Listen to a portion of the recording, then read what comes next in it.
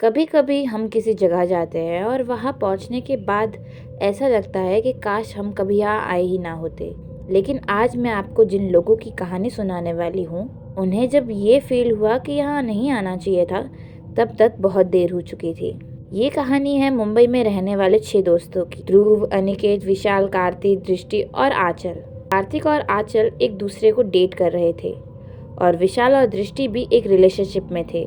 एक adventure trip पर जाने का प्लान करते हैं और निकल पड़ते हैं महाराष्ट्र के एक छोटे से जंगल की तरफ, जो मुंबई से काफी दूर था। नीलगिरी के बस स्टॉप पर उतरते ही उन्हें एक जीप में बैठे एक अंकल मिलते हैं। मिस्टर कुलकर्णी बहुत फ्रेंडली तरीके से बात करते हैं और बोलते हैं कि उन्हें नीलगिरी के जंगल के बारे में चप्पा चप्पा पता है। वो ऑफर करते हैं कि वो उनके टूरिस्ट गाइड बनकर उन्हें घुमाएंगे। फिर वो कहते हैं कि शाम हो चुकी है, इसलिए रात को उनके घर रुक जाओ। उनके घर में सिर्फ वो और उनकी वाइफ रहती है।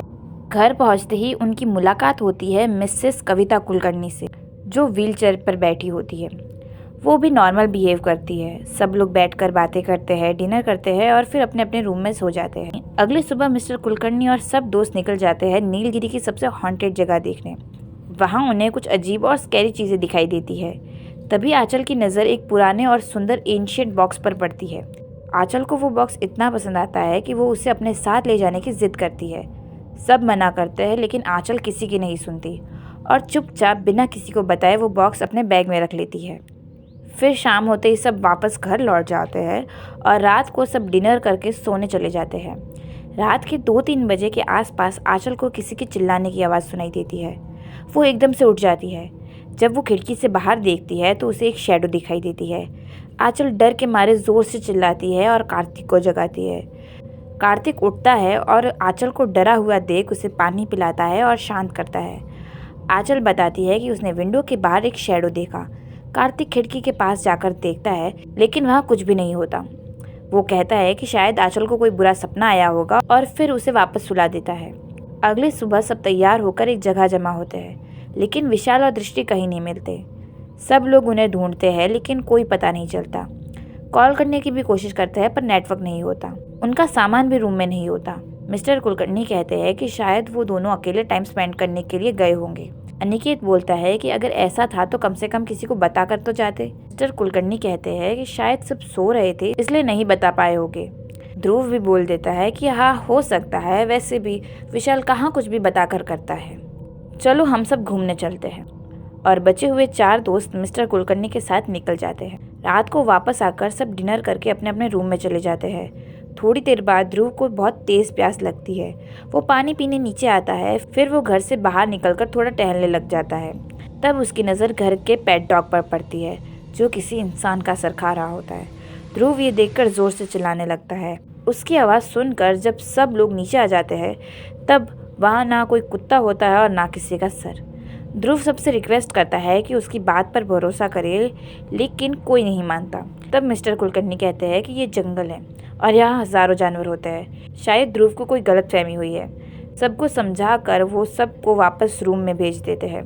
ध्रुव इतना डर जाता है कि पूरी रात सो नहीं पाता। वो सबको बोलता है कि अब उन्हें वापस घर जाना चाहिए। सब मान जाते हैं और बैग पैक करने लग जाते हैं। तब कार्तिक को आंचल के बैग में वो एंशिएंट बॉक्स दिख जाता है। कार्तिक गुस्से में आंचल को डांटता है और कहता है, कहीं ये सब जो भी हो रहा है उसके पीछे की वजह ये बॉक्स तो नहीं। अभी के अभी जाओ और इस बॉक्स को कहीं दूर फेंक कर आओ। आंचल अब डर जाती है और कार्तिक की बात मान लेती है। वो बॉक्स को जंगल में दूर जाकर फेंकने निकल जाती है और उसके थोड़ी देर बाद कार्तिक को फिर एक चीख सुनाई देती है। कार्तिक और अनिकेत जल्दी नीचे आते हैं। वो देखते हैं कि कविता व्हीलचेयर से नीचे गिर चुकी होती है। दोनों उन्हें वापस व्हीलचेयर पर बिठाते हैं। कार्तिक अनिकेत से ध्रुव के बारे में पूछता है। अनिकेत कहता है कि ध्रुव अभी थोड़ी देर पहले तक तो मेरे साथ ही था, लेकिन मुझे लगा कि अब तुम्हारे साथ होगा। कार्तिक धीरे से अनिकेत के कान में बोलता है, कुछ तो गड़बड़ है, जल्दी पैकिंग करो, हमें यहाँ से अभी के अभी निकलना होगा। उधर आंचल बॉक्स फेंकने के लिए घर से काफ़ी दूर आ जाती है। वहाँ उसके फ़ोन में नेटवर्क आ जाता है। सडनली उसके फ़ोन में मैसेजेस और मिस कॉल आने लग जाते हैं। उसके पेरेंट्स के काफ़ी कॉल्स और 2 दिन पहले का विशाल का एक मैसेज। मेरी मॉम की तबीयत अचानक ख़राब हो चुकी है, मुझे अर्जेंटली घर जाना होगा। ये मैसेज देखकर आंचल शॉक हो जाती है, क्योंकि विशाल की मॉम तो विशाल के बचपन में ही गुजर गई थी। फिर आंचल बिना कुछ सोचे विशाल को कॉल करती है। फ़ोन स्विच ऑफ आता है। फिर वो विशाल के घर कॉल करती है। वहाँ से पता चलता है कि विशाल का वापस घर जाना तो दूर, ट्रिप पे जाने के बाद एक बार बात तक नहीं हुई। फिर आंचल दृष्टि के घर कॉल करती है। वहाँ से भी सेम जवाब मिलता है। आंचल समझ जाती है कि कुछ तो बहुत बुरा हो चुका है। वो अपने पेरेंट्स को कॉल करती है, सब बताती है, लाइव लोकेशन भेजती है और पुलिस स्टेशन में कॉल करके जल्द से जल्द आने को कहती है। उधर कार्तिक और अनिकेत पैकिंग करके नीचे आ जाते हैं। कविता ब्रेकफास्ट बना चुकी होती है। मिस्टर और मिसेस कुलकर्णी दोनों कहते हैं कि जाने से पहले ब्रेकफास्ट कर लो, लेकिन कार्तिक मना कर देता है। मिस्टर कुलकर्णी कहते हैं कि ब्रेकफास्ट ना सही तो कम से कम पानी तो पी लो। कार्तिक और अनिकेत पानी पी लेते हैं और कुछ सेकंड में दोनों बेहोश हो जाते हैं। आंचल वापस घर पहुंचती है और कार्तिक, ध्रुव और अनिकेत को ढूंढने लग जाती है। वो मिस्टर और मिसेस कुलकर्णी से पूछती है। वो दोनों कहने लगते हैं कि वो तीनों तो सामान लेकर कब के यहाँ से निकल गए। आंचल को उनकी बात पर बिल्कुल भरोसा नहीं होता। वो गुस्से में बोलती है कि कार्तिक उसे छोड़कर जा ही नहीं सकता, ज़रूर तुम दोनों ने ही उनके साथ कुछ किया है। मिस्टर कुलकर्णी कहने लगते हैं कि अरे ये क्या कह रही हो, लगता है भूख की वजह से तुम्हारा दिमाग खराब हो गया है, ये लो पानी पी लो। और जैसे ही वो घर से बाहर निकलने के लिए मुड़ती है, किसी भारी चीज़ से उसके सर पर ज़ोर से वार होता है। वो नीचे गिर जाती है। आंचल बेहोश नहीं होती, लेकिन उसकी बॉडी बिल्कुल वीक हो जाती है। उसे सब धुंधला दिखाई देने लगता है। उसे घसीट कर बेसमेंट में ले जाया जाता है। वहाँ एक कुर्सी पर बैठाकर बांध दिया जाता है। आंचल देखती है कि चारों तरफ सिर्फ खून ही खून है। कार्तिक और अनिकेत भी बांधे हुए होते हैं और ध्रुव ज़मीन पर होता है। मिस्टर कुलकर्णी वहाँ खड़े होते हैं और मिसेस कुलकर्णी, जो कि चल नहीं पाती थी, वो अपने पैरों पर चल रही होती है। वो एक बड़ा चाकू लेकर शैलेश को देती है। आंचल ज़ोर ज़ोर से रोती है और कहती है, प्लीज़ हमें छोड़ दो, आप ये सब क्यों कर रहे हो। मिस्टर कुलकर्णी क्रीपी स्माइल के साथ कहते हैं, छोड़ दो, जान इतनी ही प्यारी थी तो यहाँ आई ही क्यों। ये कहते ही शैलेश अनिकेत के गर्दन पर चाकू रख देता है और कहता है, वैसे मेरा इरादा तुम लोगों को इतनी जल्दी मारने का नहीं था, लेकिन क्या करूँ, तुम लोगों को मरने की कुछ ज़्यादा ही जल्दी थी। पहले वो विशाल और दृष्टि बेसमेंट तक आ गए। उन्होंने यहाँ कुछ स्केलेटन क्या देख लिए, भागे चले आ रहे थे तुम लोगों को बताने, तो क्या करता, मार दिया। इतना कहते ही शैलेश अनिकेत को चाकू से मार देता है।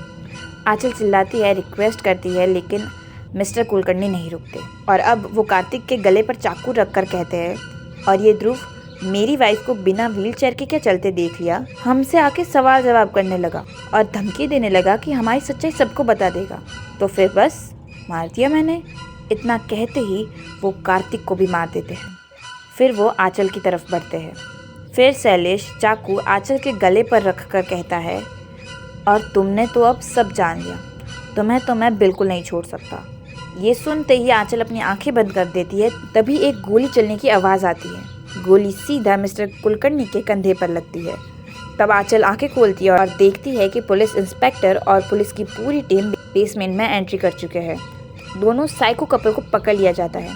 आंचल को हॉस्पिटल ले जाया जाता है। इन्वेस्टिगेशन में पता चलता है कि मिस्टर और मिसेस कुलकर्णी एक साइको कपल थे, जो कि सालों से टूरिस्ट को अपने घर में रुकवाकर मार रहे थे। और बस कहानी यही ख़त्म होती है। अगर वीडियो पसंद आया हो तो वीडियो को लाइक करें, चैनल को सब्सक्राइब करना बिल्कुल ना भूलें।